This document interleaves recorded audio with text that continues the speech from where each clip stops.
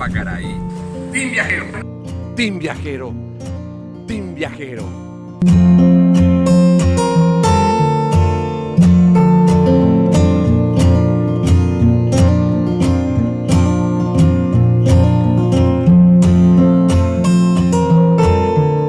Team Viajero. Team Viajero. La región de la cordillera es, aparte de Asunción, también es el sitio, el hábitat del paraguayo. Y a este punto llegó la guerra, en un sitio donde ya la población paraguaya ya no estaba siendo defendida por el ejército paraguayo que había desaparecido en diciembre de 1868 en la campaña del Piquisiri. Era ahora el pueblo paraguayo el que estaba defendiendo su propia tierra y su propia vida. Entonces tenemos que entender por eso es que la campaña de la cordillera está muy ligada al sentimiento paraguayo. Y especialmente las dos grandes batallas que se libran aquí, que son la batalla de Piribebuy y la batalla de Acostañú. La batalla de Piribebuy solemos referenciarnos como la única batalla urbana de la guerra de la Triple Alianza. Eso teniendo en cuenta que también hubo batallas, si tenemos en cuenta a la guerra civil uruguaya y a la invasión brasilera del Uruguay como parte de la guerra de la Triple Alianza, entendemos que también en Paysandú se peleó. Pero también tenemos el asalto a la Villa del Pilar y posteriormente, después de la batalla de Piribebuy, tenemos también la batalla de Curuguatú, o sea, el combate de Curuguatú. Pero la batalla de Piribebuy, por sus dimensiones y por la cantidad de la dotación, de la cantidad de fuerzas envolvidas y la dotación paraguaya y la concentración de la población paraguaya, más ciertas instituciones que hacían que Piribebuy sea la capital de la República, porque estamos hablando ya de la tercera capital y tenemos la presencia no solamente de la tropa y la población civil, sino de instituciones dentro como el Archivo Nacional, la Imprenta Nacional y otras que estaban dentro de la fortaleza de Piribebuy. Bueno, Piribebuy se empezó a fortificar 6 meses antes de agosto de 1869. El mariscal López, después de la campaña de Piquisiri, emprendió una nueva línea defensiva sobre la cordillera de Altos, ¿verdad? Usando ese accidente topográfico como una gran trinchera. Y se trazó una línea defensiva desde la zona de Altos, pasando por Ascurra, Cabañas primero, después Pedrosa, Ascurra, distintas posiciones sobre Zapucay y un pequeño piquete en Valenzuela. Y en la retaguardia de esta línea defensiva se encontraba Piribebuy, que era, como decíamos, la capital del Paraguay, la nueva capital, a la que el mariscal López, según nos refiere Centurión, ya hizo fortificar 6 meses antes. El propio Centurión es que demuestra una extrañeza de por qué se fortifica Piribebuy, siendo que estaba en la retaguardia y que así también Piribebuy no era un sitio apto para la defensa. ¿Por qué? Porque Piribebuy se encuentra en la parte más baja, el casco de Piribebuy se encuentra en la parte más baja de un sistema de lomas que a modo de un estadio le rodean a la plaza de Piribebuy. Y como que la plaza de Piribebuy esté en el medio campo, si tenemos, por ejemplo, vamos a imaginarnos el estadio de Defensores, Piribebuy está en el centro del campo y las graderías son el sistema de lomas que cubren, que rodean a Piribebuy. Bueno, y desde esos sitios es donde se ubicaron las fuerzas de la Triple Alianza, batiendo fácilmente desde la lejanía a las fuerzas paraguayas, que solamente resistieron más de 2 a 3 a 4 horas porque eran paraguayos. Solamente por eso resistieron más que eso, ¿verdad? Bueno, el plan de la Triple Alianza era ocupar la línea del tren para poder abastecerse usando el ferrocarril.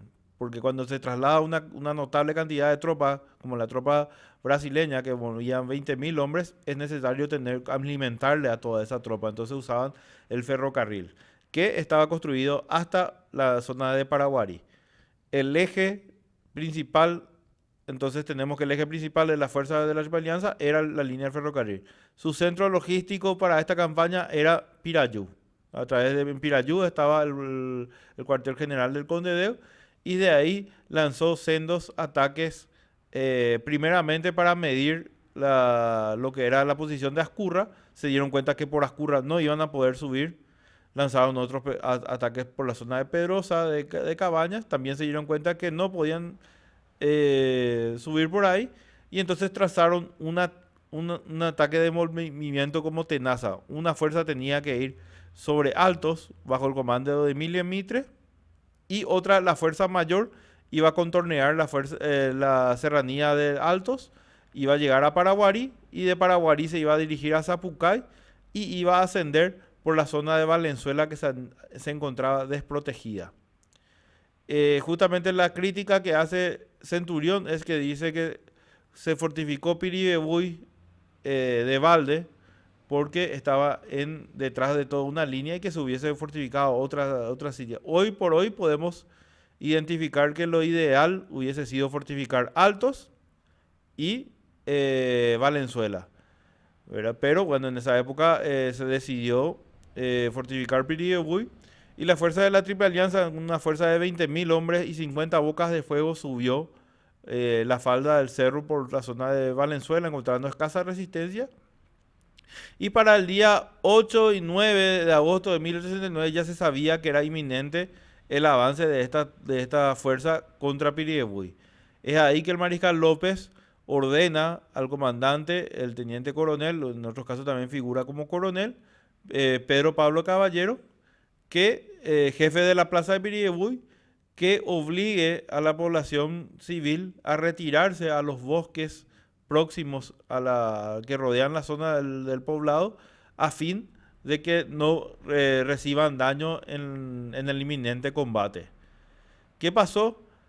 Pedro Pablo Caballero da la orden, pero la mayoría de esa población civil que estaba ahí eran parientes de los miembros de la guarnición, de quienes iban a defender la ciudad de Piribebuy.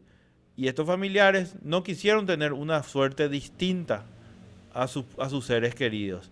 Y de esa manera prefirieron quedarse, y hasta medio que amenazaron de tomar fuerza para quedarse ahí.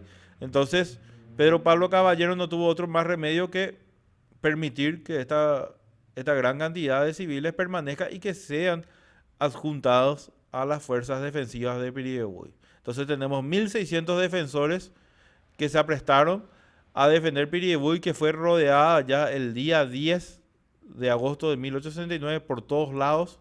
Fue norte, al sur, este, oeste, ya fueron rodeados. Ya se dieron algunos pequeños encuentros, algunas pequeñas escaramuzas, y el ataque tenía que ser el día 11. Estaba planeado que el ataque a Piribebuy iba a ser el día 11, pero la aparición de una fuerza que venía del sur, comandada por el coronel Rosendo Romero, que venía batallándose desde Itapúa y por toda la cuenca del Alto Tehuicuari, vino batallándose con la fuerza del general Portiño, se estaba reagrupando hacia el norte por orden del mariscal López. Entonces esa fuerza sube nuevamente también Valenzuela, pasa por la zona ocupada por el ejército brasileño, que era el eje Valenzuela-Itacurubí, y se da la alarma en las fuerzas brasileñas, que dicen hay una fuerza paraguaya que avanza por nuestra retaguardia, y creen los brasileros que es una fuerza que viene a auxiliar a Piribebuy y hacer una suerte de envolvimiento a las fuerzas brasileñas. Entonces se pospone el ataque el día 11. Pero cuando pasa de largo Rosendo Romero, que no tenía órdenes de combatir, sino que seguir rumbo a Caraguatá, entonces se decide el día 12 que se combate. Ahí es cuando se produce en esos días es que se produce el intercambio de correspondencia entre el Conde Deu y Pedro Pablo Caballero. El Conde Deu le pide a Pedro Pablo Caballero que deponga las armas, ¿verdad? Porque ya era inminente el combate, y la suerte, él decía que por la magnitud de las fuerzas, Pedro Pablo Caballero no tenía condiciones, ¿verdad? Pedro Pablo Caballero se niega. Entonces el Conde Deu nuevamente, o sea, Pedro Pablo Caballero le responde que él tenía órdenes de presentar combate y que no podía responder de una manera diferente. Entonces el Conde Deu le dice que si va a presentar combate, que retire a la innumerable cantidad de civiles que se veía que formaban parte de la fortificación. Y Pedro Pablo Caballero, sabiendo ya que ya había lidiado con ese tema de los civiles, le responde que los civiles se encuentran bien dentro de Piribebuy. Entonces, el 12 de agosto de 1869 se produce un bombardeo a la mañana. Las 50 bocas de fuego de la Triple Alianza bombardean Piribebuy a diestras y siniestras porque justamente se daba esta desventaja topográfica a favor, ¿verdad?, de los brasileños y en contra de los paraguayos. Y las fuerzas de la Triple Alianza pueden cruzar libremente sus fuegos sobre Piribebuy, bombardeando por todos lados. Son más o menos, se estima que unos 2000 proyectiles cayeron sobre Piribebuy durante casi 2 horas y unos 200 cohetes a la Congrep fueron disparados también contra Piribebuy. En ese momento se produjo una gran matanza de los defensores de Piribebuy, pero quedó todavía un resto que pudo sostener 3 o 4 asaltos de las fuerzas de la Triple Alianza. Lo que pasaba que a cada asalto que era rechazado, cada vez había menos paraguayos cubriendo los distintos puntos de la fortificación. Habían entre 17 y 19 bocas de fuego paraguayas de poco calibre que tenían prácticamente unos 12 disparos cada uno. Posteriormente dice que ya los últimos disparos ya se hacía con piedras, restos de vidrio, restos de cubiertos, restos de metales, ¿verdad? Que hacía. Y las últimas descargas ya eran con bocallá, ¿verdad? Posteriormente ya ingresaron las fuerzas de la Triple Alianza, ya ingresaron dentro del recinto fortificado y el combate se dirigió casa por casa. Ya fue casa por casa y en esta parte es que se dice que se veía mujeres con botellas rotas, con tacuaras puntiagudas que buscaban defender el sitio. Y inclusive se ven mujeres con ollas hirviendo, de agua hirviendo, que le arrojaban a los brasileños. Así. Y la última parte del combate ya es en torno a la iglesia, a la plaza de la iglesia, donde se dice que 30 de los últimos defensores se refugiaron dentro del templo con armas blancas, esperando que entren los brasileños y iban a vender cara su vida. Y entre ellos estaba el sacerdote del pueblo que dicen que murió de un balazo cuando hizo una última bendición a los defensores. Tras esto, se logra capturar con vida al comandante Pedro Pablo Caballero y al jefe político de la plaza, Patricio Marecos, que son llevados frente al templo donde se entrevistan con el conde Deu. Ahí dice que se le avisa al conde Deu que se está incendiando el hospital de sangre, esa es una versión, y que el conde Deu prefiere, cuando se entera que había muerto el general Mena Barreto, prefiere organizar una matanza y el martirio de los principales cabecillas de las fuerzas paraguayas en la plaza. Otra versión es que se refiere a que el propio conde Deu ordena el incendio del hospital a causa de la muerte del general Mena Barreto. Bueno, en cuanto a la última parte de la batalla de Piribebuy, hay distintas menciones, ¿verdad? Justamente como estábamos hablando de las residentas que tomaron parte de la defensa, se habla justamente que las mismas arrojaban cascotes. Hay de las versiones brasileras, hablan de que un oficial brasileño venía avanzando por una arribada y que un cascote lo mata. Le hieren en la cabeza y lo mata. O sea que estamos viendo cómo los paraguayos usaban al límite todo lo que podían en pos de la defensa de su pueblo. En esta parte también tenemos que la muerte del general Mena Barreto se da en la cercanía del arroyo Mborevi, ¿verdad? Hay dos versiones, ¿verdad? En ambas se menciona al sargento Gervasio León, de quien se dice que era un joven. Algunos lo dicen con 12 años, pero dicen que era uno de los mejores tiradores del ejército paraguayo. Es por eso que tal vez se le haya dado uno de los fusiles Mosquete Minié, que era especialmente que se dice que se le daba a los como era uno de los mejores fusiles que tenía el ejército paraguayo, se le daba a los mejores tiradores. Justamente la autopsia que se le hizo al general Mena Barreto, o sea, el informe médico dice que recibió 2 disparos de bala Minié, ¿verdad? Y que uno de ellos atravesó desde la ingle para arriba, ¿verdad? Entonces tenemos las dos versiones. Una es que venía avanzando Mena Barreto y que era reconocible por su uniforme y que el jefe de la sección, de esa sección de la trinchera, el capitán Solalinde, le dice a Gervasio León que ahí había un general y que tenía que, si podía, tenía que bajarlo, ¿verdad? Y que Gervasio León cumplió esa orden y lo bajó, ¿verdad?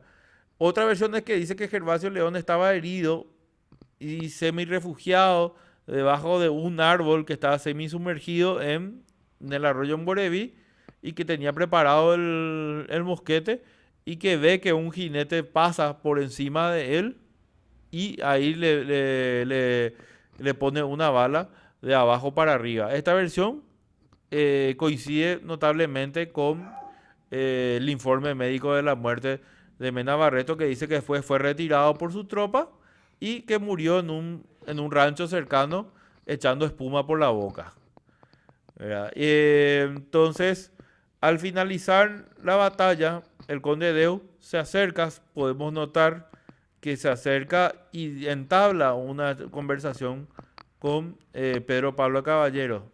Hasta ahí tenemos que notar que el conde Deu había tenido una actitud hasta bastante caballerosa, ¿verdad? Porque había inclusive solicitado primero la rendición de Pablo Caballero, ¿verdad? Posteriormente solicitó él la retirada de los civiles para no tener bajas colaterales. Entonces, hasta ese momento podemos ver una actitud bastante caballerosa y hasta humanista del conde Deu. Inclusive cuando empezó a conversar con Pedro Pablo Caballero. Pero esto se transforma cuando él recibe el parte de que hubo pocas bajas por parte de las fuerzas de la Triple Alianza. Se maneja más o menos unos 70 bajas mortales más o menos en la batalla por la diferencia tecnológica del armamento, la superioridad numérica y también este factor del topográfico que favorecía a la fuerza de la Triple Alianza. Pero le dicen, tuvimos pocas bajas, pero una que vale por muchas. Entonces ahí es que le mencionan el nombre del general Mena Barreto y él se transforma totalmente en otro personaje. Entonces dice que ahí apunta a Pedro Pablo Caballero, con quien dicen que había tenido una conversación bastante cordial hasta unos segundos antes, y ordena la muerte de él y de Patricio Mariego, que era el jefe político de la plaza.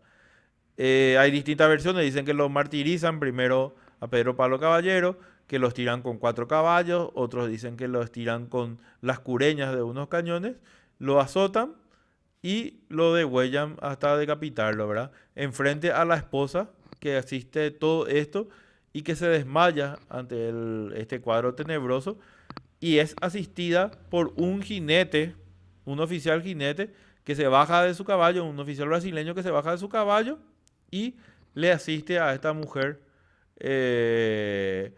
la esposa del coronel Pedro Pablo Caballero.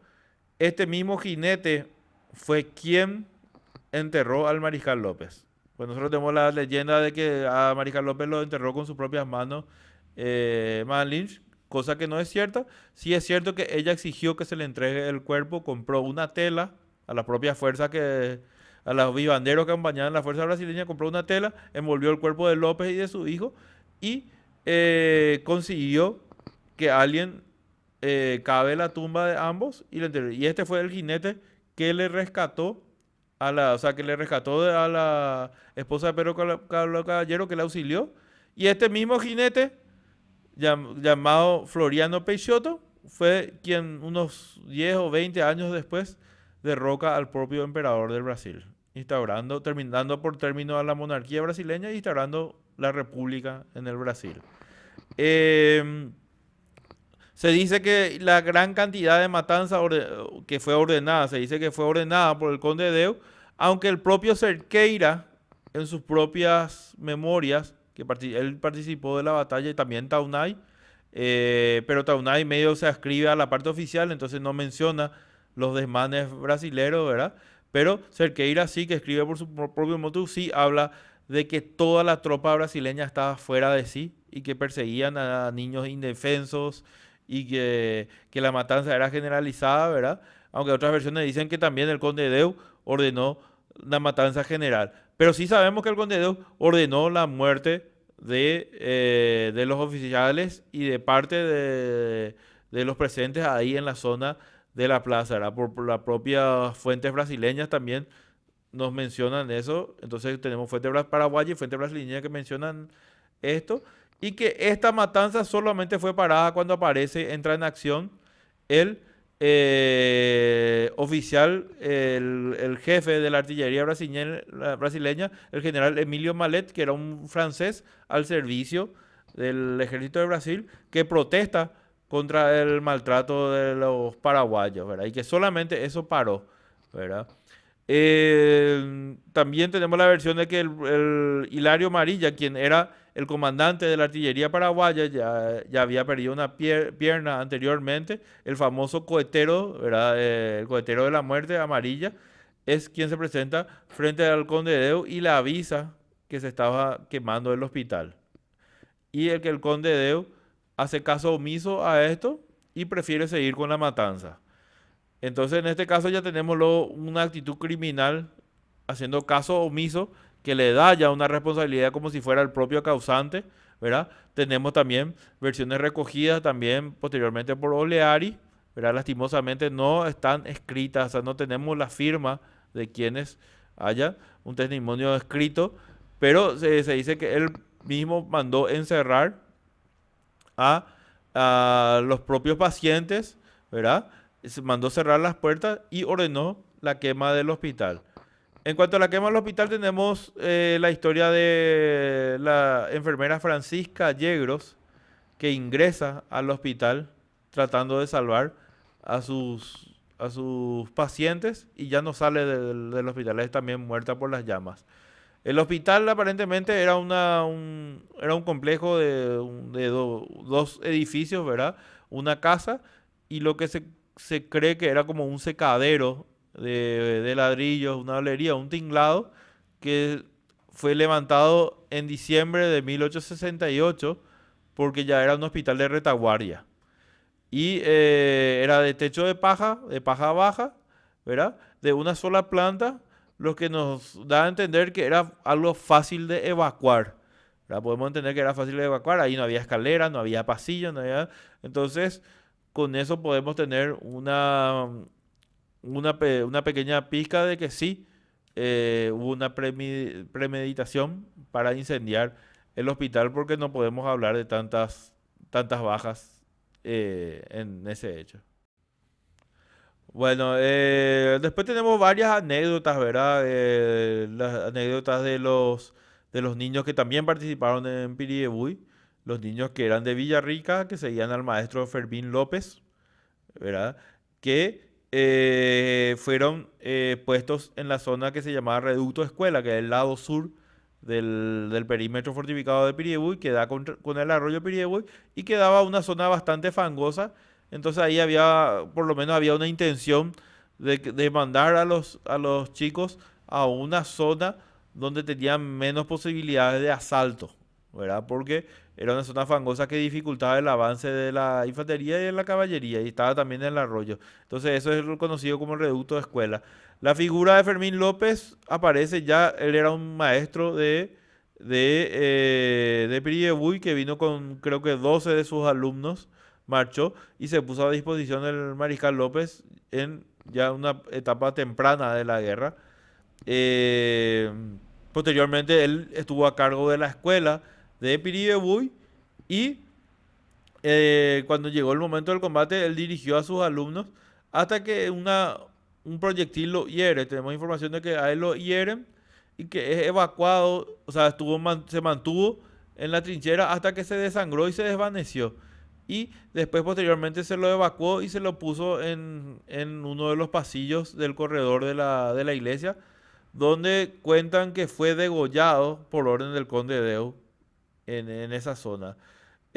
También las fuerzas brasileñas rescatan, o sea, los testimonios brasileños rescatan a un tirador paraguayo de avanzada edad que dice que le produjo muchas bajas a ellos, que se encontraba, se escondía detrás de un tronco y dice que, que salía y hacía un tiro y se volvía a esconder detrás del tronco y ahí cebaba su proyectil, cargaba con la baqueta y volvía a salir y le produjo muchas bajas a la fuerza brasileña hasta que terminó siendo abatido este tirador paraguayo de avanzada edad que no tenemos su nombre. Y bueno, entonces tenemos también la presencia de muchas heroínas que pelearon también en Piribebuy. Tenemos presencia de niños, de ancianos, de la tropa, de mutilados. Entonces vemos que una muestra de la sociedad paraguaya en sobreviviente de 1869 peleó en Piribebuy y que fue, por esto es considerada una de las batallas más sensibles de la Triple Alianza. Bueno, tras la culminación de la batalla de Piribebuy, la fuerza paraguaya que se encontraban en Ascurra, el grueso del ejército, se da cuenta que el ejército brasileño avanza impunemente a espaldas de ellos. Por lo visto, el mariscal Francisco Solano López pensaba que Piribebuy podía resistir a esta fuerza de la Triple Alianza, pero al darse cuenta que no resistió, decide retirar al ejército de Ascurra porque no había ninguna posibilidad de enfrentar a las fuerzas de la Triple Alianza que avanzaban por el sureste. Hacia ese punto no había ninguna posibilidad, no había ninguna ventaja topográfica para las fuerzas brasileñas, fuerzas paraguayas, que pasan por Cacupé. Antes de eso, el mariscal López divide en dos su ejército, el primer cuerpo comandado por Resquín y el segundo cuerpo por el general Bernardino Caballero. En el primer cuerpo marcha el mariscal con su familia y las familiares de los principales oficiales, marcha directamente, hace la marcha por Tobatí, Cacupé, Tobatí, y de ahí se va por lo que hoy es la zona de 1 de Marzo y llega a lo que hoy es Caraguatagüí, que cuando eso se conocía como Capilla. Antes de llegar a Caraguatagüí, resuelve que 1200 hombres bajo el mando del coronel Hermosa se atrincheren en la zona de Caguyurú, próximo a lo que hoy es Isla Pucú, y esa era la fuerza que tenía que cuidar la retaguardia del mariscal. Posteriormente, Caballero sale tiempo después con el segundo cuerpo. El Caballero lleva una fuerza más bien logística, que eran los que llevaban entre 80 a 120 carretas con todo el bastimiento del ejército paraguayo. Esta fuerza era una fuerza de entre 3.500 a 5.000 hombres. Tenemos que destacar que en esta fuerza había niños, había mujeres y había adultos. Por lo menos tenemos hace unos años, hace varios años, se rescató la lista de unos 700 niños que estaban en esta fuerza, ¿verdad? Lo rescató un periodista. O sea, sabemos que por lo menos había 700 niños, pudo haber más. Probablemente sí hubo más. También tenemos certeza de que había por lo menos 1.000 adultos en esta fuerza. O sea, que no era una fuerza totalmente de niños, ¿verdad? Tenemos que entender también que en aquella época, a partir de entre los 12 y los 16 años, no eran considerados menores, sino que eran ya considerados, en cierta forma, adultos. Ya. Y esa era una práctica común en todos los ejércitos. Hasta el ejército brasileño llegó a tener niños de 12 años en distintas guerras. No tanto en la guerra de la Triple Alianza, pero Caxias, Osorio y Tamandaré empezaron con menos de 10 años a figurar ya en el ejército brasileño. El ejército argentino también ya tenía niños de 12 años, tenemos el famoso tamborcillo de Tacuarí, también tenemos la presencia de niños en el ejército argentino en la guerra de la Triple Alianza. En la campaña del Mato Grosso hubo niños a bordo de los vapores brasileños. Entonces era una práctica bastante común. Lo que se puede entender es que el mariscal López tenía como fuerza de retaguardia a la fuerza del coronel Pedro Hermosa con 1.200 hombres, que era lo que le cubría la retaguardia, lo que tenía que atajar a la fuerza brasileña. Caballero no tenía la orden de combatir, Caballero tenía la orden de retirarse, ¿verdad? Pero ahí nos da la curiosidad de por qué López divide en dos sus fuerzas, ¿verdad? O sea, hasta ahora no podemos explicarnos fácilmente por qué divide en dos sus fuerzas. No es cierto que le hace combatir, o sea, de que de entrada ya tenía la intención de hacerle combatir a Caballero. Pero podemos entender como que divide en dos su fuerza y él se va en la fuerza más ligera, más rápida, y que la segunda se queda como una fuerza, como una suerte de cebo por las dudas. Se podría hasta entender eso, ¿verdad? Pero igualmente Caballero no tenía la orden de combatir, o sea, tenía la orden de alejarse. Él ya no puede hacer la ruta por Tobatí porque ya fue ocupada por los argentinos, por Emilio Mitre, que avanzó por Altos, y entonces tiene que tomar el camino por Díaz Cue. Y de Díaz Cue pasa por el arroyo Itú. Ahí es alcanzado el 16, las primeras horas del 16 de agosto de 1869, y él despacha un chasqui al mariscal avisándole que ya era inminente el contacto con la fuerza brasileña, y ahí el mariscal le da la orden de que resista. Pero ¿qué es lo que hace Caballero? Pone primero una fuerza de entre 800 a 1000 veteranos para que cubran la retirada del resto de las fuerzas paraguayas en donde estaban los menores y las mujeres. Y esta fuerza de cerca de 800 hombres estaba comandada por el coronel Medina y por Baudo Franco. Estos eran los que tenían, los que inician el combate y aguantan unas 2 o 3 horas hasta que sucumben totalmente. Y a partir de ahí es que tienen que combatir los menores en la línea de los arroyos Yucurú, ¿verdad? Y en la línea también del arroyo Piriebui, porque van retrocediendo. Y Caballero, que tenía 26 bocas de fuego para ganar velocidad, solamente usa 6 de esas bocas de fuego y abandona el resto de las bocas de fuego para ganar velocidad, para poder retirarse. Entonces vemos la intención de Caballeros no era combatir, sino que era retirarse, pero debió, o sea, obligadamente cubrir su retirada. Y eso es lo que pasa eh, en el Acostañú.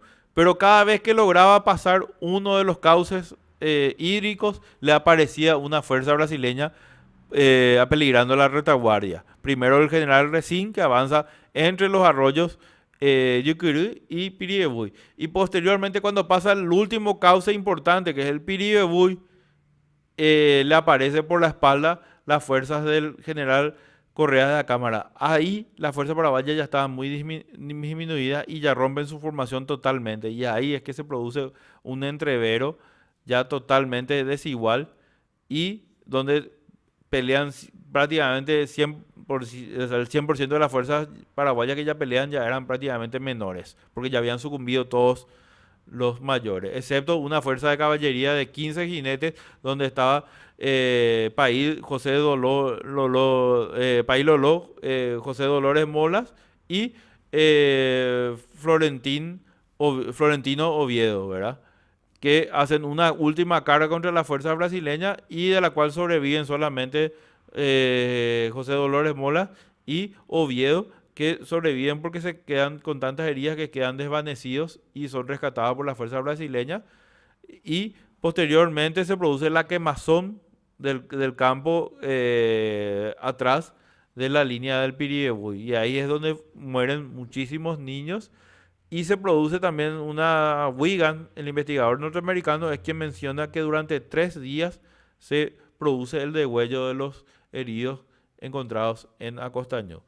Lo que podemos suponer es que la fuerza que le tenía que cubrir la espalda a la fuerza paraguaya era la de Pedro Hermosa en Caguiyurú, ¿verdad? Pero nos da una extrañeza por qué el mariscal divide en dos sus fuerzas, ¿verdad? Entonces podríamos pensar que buscaba una agilidad, una mayor agilidad de la columna, o usaba como cebo la segunda columna, ¿verdad? Son respuestas que hasta hoy no podemos responder.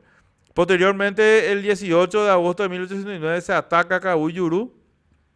Resisten por un tiempo la fuerza de Pedro Hermosa, pero son totalmente desbordadas y se produce el desbande de la fuerza paraguaya, que ya es atacada por todos lados. Hermosa logra evadirse, No así algunos de los oficiales, entre ellos el oficial Cárdenas y el comandante de la fuerza, un comandante de las fuerzas brasileñas, Carneiro, de apellido Carneiro, ordena la ejecución de 30 oficiales paraguayos, entre ellos Cárdenas, que estaba en presencia de su hijo, y su hijo implora por la vida de su padre al, al comandante brasileño, implora inclusive agarrándose la rodilla, pero el comandante brasileño no se inmuta y se ordena el degüello. Pero ¿quién es Carneiro? ¿Dónde estaba Carneiro? Estaba en Piribebuy. ¿Y por dónde avanzó Carneiro contra la plaza fortificada de Piribebuy? Por la zona del hospital. Así que si tenemos un jefe que de esa naturaleza haya ordenado la ejecución de oficiales paraguayos rendidos en Cabuy Llorú, podemos entender que de repente Carneiro haya sido quien haya ordenado el incendio y el martirio de los enfermos del hospital de Piribebuy. Posteriormente, ante la caída de Cabuy Yurú, el mariscal López ordena la quemazón de los buques, el incendio y el barrenamiento de los buques que estaban en la zona del arroyo Igabuy, hoy conocido como Vaporcué, y para que estos no caigan en poder del enemigo. Y las fuerzas brasileñas ya se retiran, las fuerzas paraguayas ya se retiran hacia el norte, donde el día 21-22 son alcanzados en la zona del Arroyo Hondo, donde se produce un combate entre la retaguardia de las fuerzas paraguayas y la vanguardia de las fuerzas de la Triple Alianza. Esto es mencionado por Silvestre Aveiro, ¿verdad? Y dice que el hermano del mariscal, ¿verdad? Venancio López, que venía marchando en una de las carretas ya prisionero, llega a caer en poder de los brasileños, pero un contraataque paraguayo lo pone nuevamente. El contraataque paraguayo dirigido por el general Genes, José Ignacio Genes, lo pone nuevamente a Venancio López del lado paraguayo. Y bueno, estuvo a punto de salvarse aparentemente López, el hermano de López, pero el destino no quiso que pase eso, ¿verdad? Y posteriormente ya se inicia la retirada hacia Unión, hacia San Estanislao, y después ya lo que conocemos como la campaña de Amambay, pero esa es otra historia. Bueno, y de esta forma culmina la campaña de las cordilleras, ¿verdad? O sea, por eso, por esas cuestiones de que le tocó al pueblo pelear, ya ser el pueblo, ya no había una diferencia entre el ejército y el pueblo paraguayo, y toda la vida de la República, toda acción social paraguaya en ese momento estaba totalmente relacionada con la defensa de la patria. Entonces eso es ya lo que se conoce como la guerra total, que lo que hizo que toda la población y todos los recursos de un país sean direccionados hacia la guerra, es lo que se conoce como la guerra total. Y por esta participación de la población civil y por estas masacres también, por esta gran cantidad de sangre que corrió, tenemos que entender también que en la campaña de la cordillera todas las batallas, todos los combates terminaron con masacres, ¿verdad? Y bueno, eso hace que sea una cuestión muy simbólica y muy sensible y que esté muy, muy adentro del sentir paraguayo, ¿verdad? Eso nos quita tampoco que tengamos que buscar la objetividad, tenemos que analizar, tenemos que ser autocríticos también, porque la historia es ciencia, la historia nos ayuda nos ensalza nuestro patriotismo, pero también nos ayuda a corregir nuestros propios errores. Entonces tenemos que ser críticos y no podemos estar solamente buscándole culpa a lo de afuera, a los foráneos, ¿verdad? Porque eso es un chauvinismo. Tenemos que ser también autocríticos, tenemos que ver también qué hicimos mal nosotros mismos, por qué nosotros también permitimos que esa población esté en plena guerra, ¿verdad? Porque la población debe ser protegida por las fuerzas, ¿verdad? Y no ser tampoco utilizada también. O sea, tenemos que analizar todo eso, tenemos que analizar, y claro, tenemos que respetar también el contexto, ¿verdad? No agarrar el dedo acusador y empezar a tirar también, sino tenemos que analizar también el contexto, tenemos que analizar el pensamiento también de la época y debemos respetar las distintas las versiones y no querer imponer una sola versión. Y la campaña de la cordillera cuesta porque nos toca mucho el corazón, Pero tenemos que hacer porque solamente buscando la verdad, y la verdad solamente vamos a buscar siendo objetivos, ¿verdad? Y bueno, tenemos que hacer honor y tenemos que respetar a nuestros héroes, no buscando revanchismo, sino que buscar que estas cosas nunca más sucedan, ¿verdad? Que nunca más suceda una guerra, que nunca más suceda esta cantidad de muerte que ocurrió en la campaña de las cordilleras.